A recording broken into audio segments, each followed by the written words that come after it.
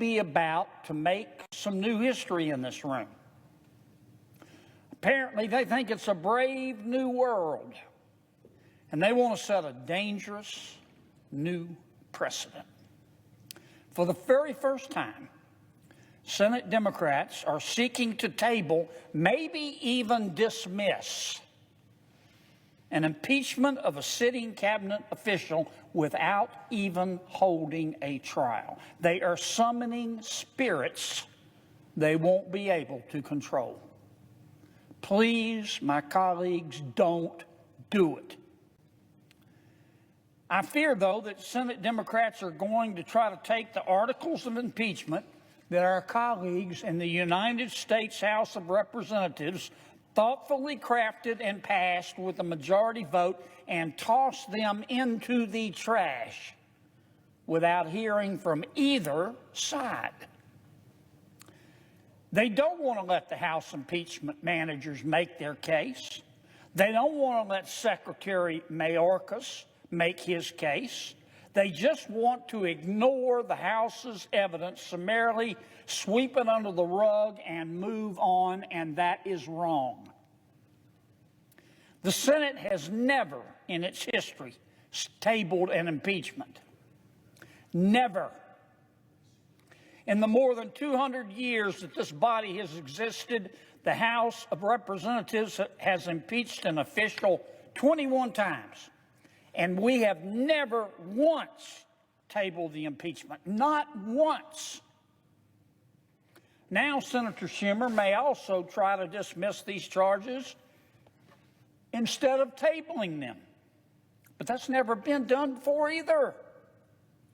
If the Senate dismisses these charges without a trial, it will be the first time in the Senate's long history that it has dismissed impeachment charges against an official it has jurisdiction over without that official first resigning, and that's a fact. I want you to consider this. The United States House of Representatives has voted to impeach an official 21 times, only 21 times in our long history. The United States Senate has only dismissed 3 of those cases. 3 out of 21. Now, why did they dismiss them? In 2 of those cases, the impeached official chose to resign instead of facing a trial. As a result, the Senate dismissed the charges. In this case, Secretary Mayorkas has not resigned. In one of those dismissed cases, the impeached official was a United States Senator. And the Senate concluded that the Constitution did not give it jurisdiction to remove a U.S. Senator through the impeachment process. Here, everyone agrees that the Constitution gives Congress the power to impeach and remove a sitting cabinet secretary. Now, Madam President, listen to me carefully on this. The United States Senate has the right and the responsibility to hold this trial. Yet Senate Democrats want to ignore our chamber's history and forfeit our constitutional authority by tabling or dismissing these charges without even considering the evidence. Without even considering the evidence. Americans need to hear what I'm about to say, even if my Democratic colleagues won't listen.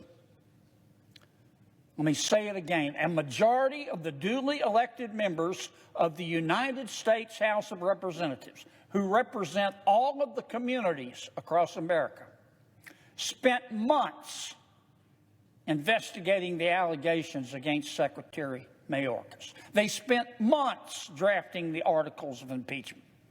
And a majority of the House then voted yes to bring 2 very serious charges.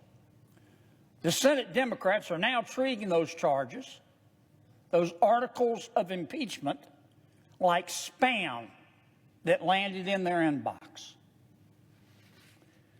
Americans, however, are not nearly so sanguine about the border crisis that has brought death, drugs, violence, chaos, criminals, and mayhem into their neighborhoods. The Biden administration's border crisis is as unprecedented as the majority leaders move to bury the evidence of who could be to blame here. I, for one, want to hear the House's evidence, and so do the American people. The majority leader's move is unprecedented. It's undemocratic. And I am confident that my Democratic colleagues, if they do this, please don't, but if they do it, will regret this new precedent when they find themselves in the minority, just as they regretted breaking the Senate precedent for confirming judicial nominees. You see, Republicans do not like to break precedent when we're in the majority. We respect the traditions of this chamber because we respect the voters who sent all 100 of us here.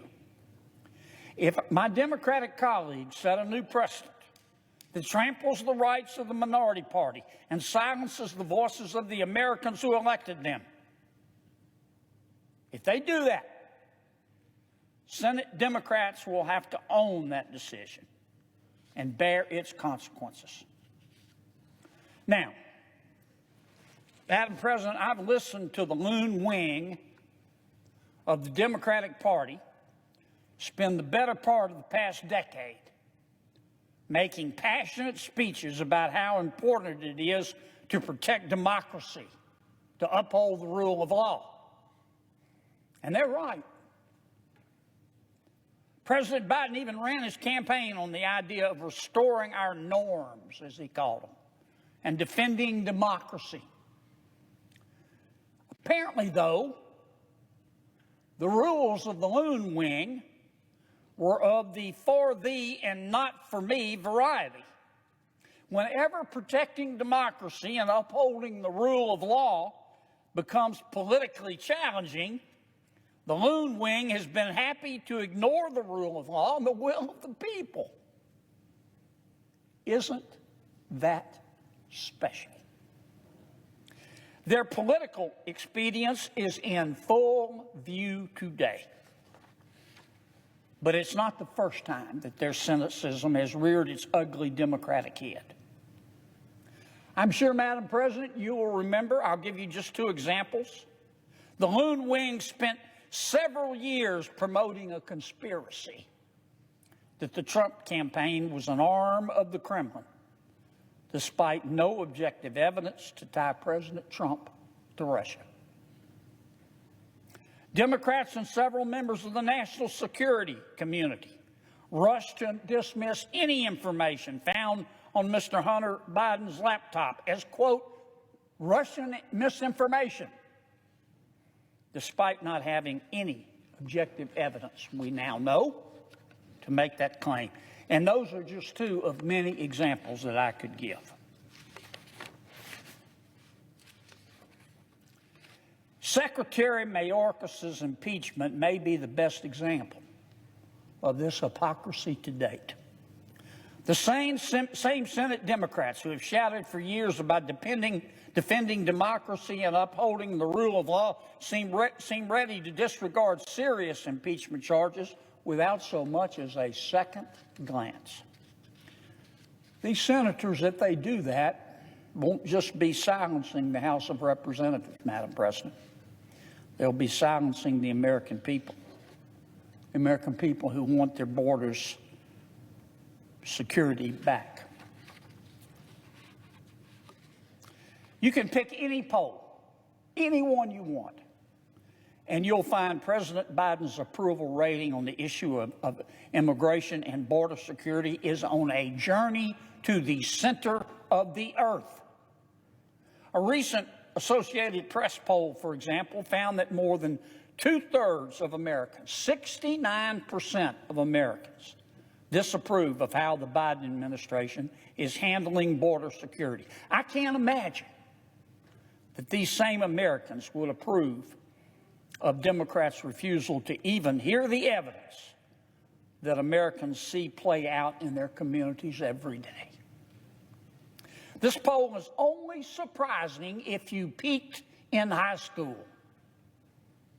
Under President Biden and Secretary Mayorkas, the southern border has become an open, bleeding wound. It's become a cesspool of misery.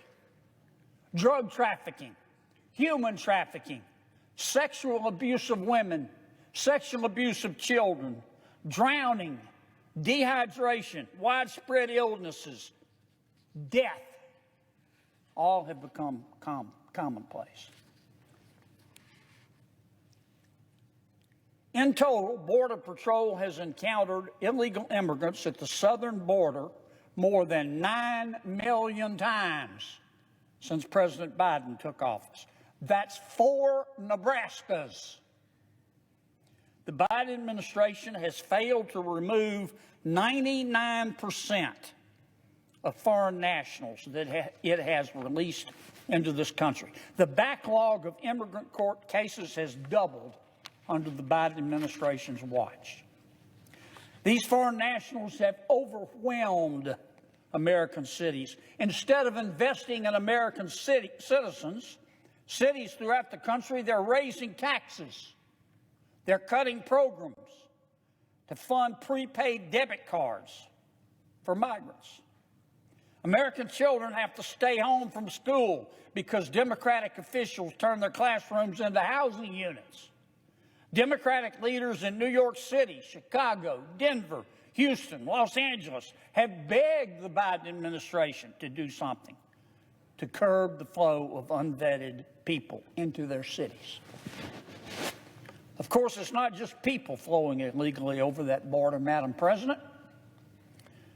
Cartels have flooded the United States with poisonous fentanyl over that border, too.